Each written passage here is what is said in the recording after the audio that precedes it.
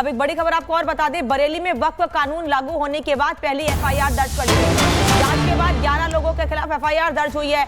वक्फ की बताकर सरकारी जमीन पर कब्जा किया गया था।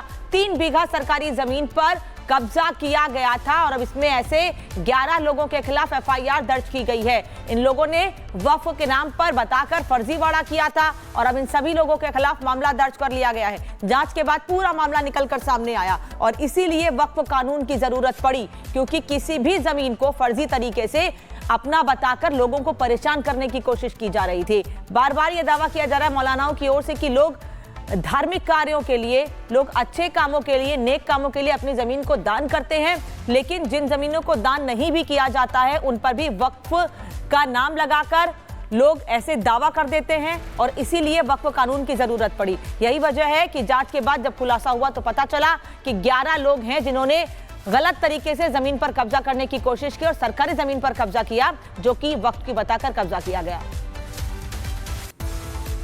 अब एक बड़ी खबर आपको और बता दें, बरेली में वक्फ कानून लागू होने के बाद पहली एफआईआर दर्ज कर ली है। जांच के बाद 11 लोगों के खिलाफ एफआईआर दर्ज हुई है।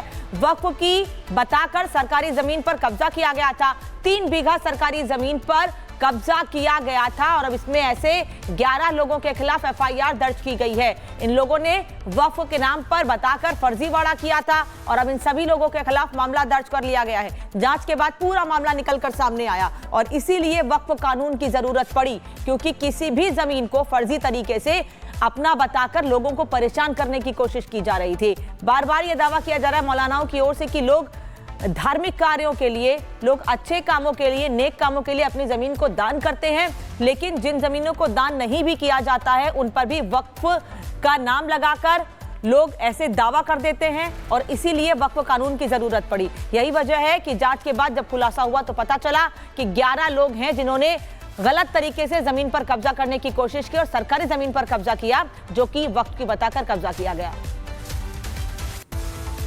अब एक बड़ी खबर आपको और बता दें, बरेली में वक्फ कानून लागू होने के बाद पहली एफआईआर दर्ज कर ली है। जांच के बाद 11 लोगों के खिलाफ एफआईआर दर्ज हुई है। वक्फ की बताकर सरकारी जमीन पर कब्जा किया गया था।